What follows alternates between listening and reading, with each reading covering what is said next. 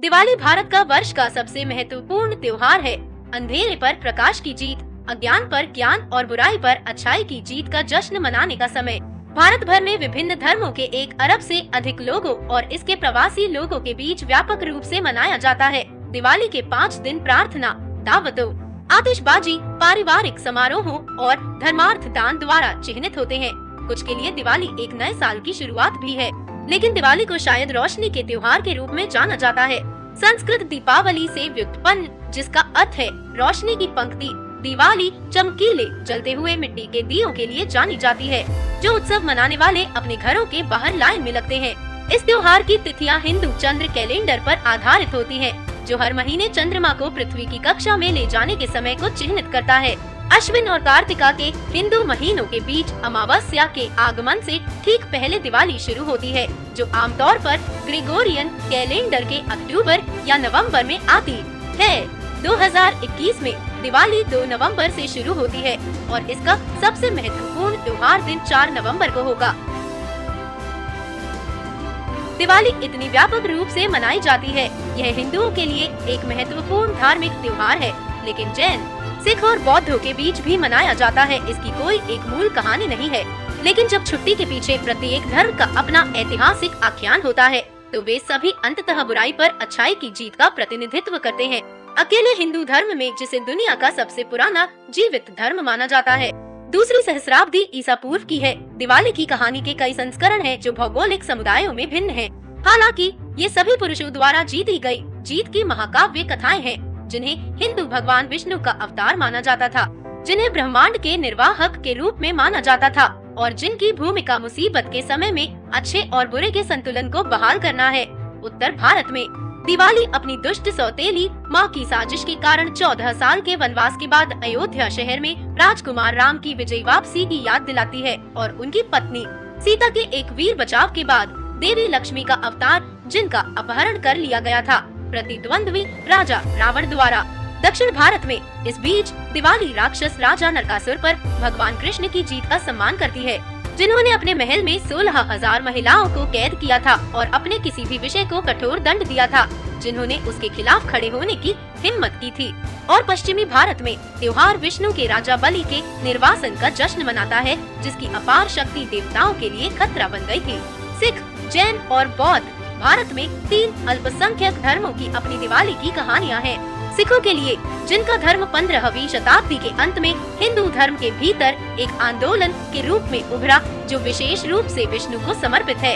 दिवाली मुगल सम्राट जहांगीर द्वारा 12 साल की कैद के बाद 17वीं शताब्दी के गुरु हरगोबिंद की रिहाई की याद दिलाती है। जैन, जिनका प्राचीन धर्म ईसा पूर्व 1ली शताब्दी के मध्य का है और हिंदू धर्म की कई मान्यताओं को भी साझा करता है, दिवाली को उस दिन के रूप में मनाते हैं जब महान जैन शिक्षकों में से अंतिम भगवान महावीर निर्वाण पहुँचे थे। और बौद्ध, जिनका धर्म ईसा पूर्व 6ठी शताब्दी के अंत में उभरा।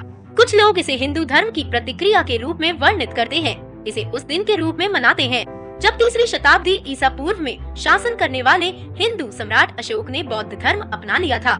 इन कहानियों से परे दिवाली धन और सौभाग्य की हिंदू देवी लक्ष्मी का भी उत्सव है।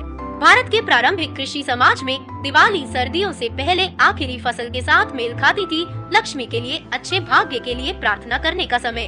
आज भी भारतीय कारोबारी दिवाली को वित्तीय नए साल का पहला दिन मानते हैं।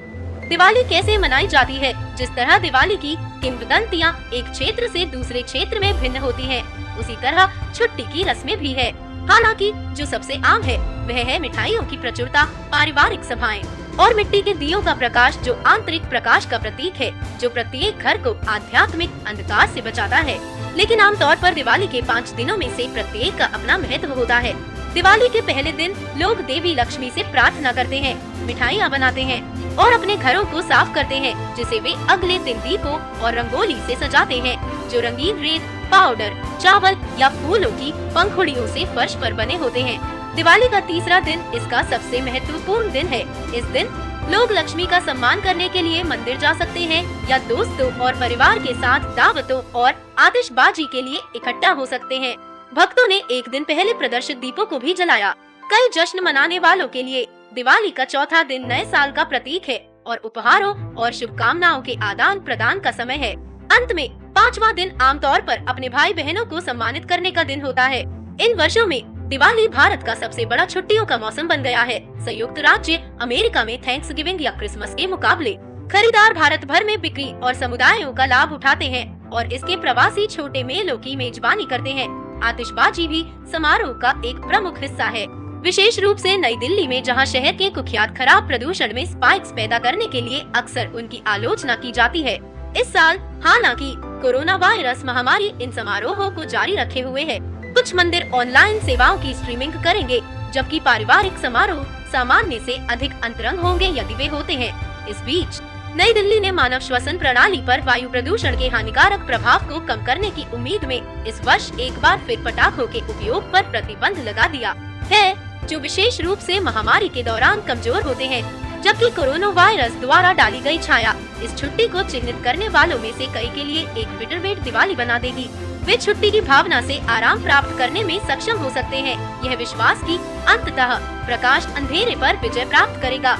अगर आपको हमारा कंटेंट पसंद है तो सब्सक्राइब करना ना भूलें।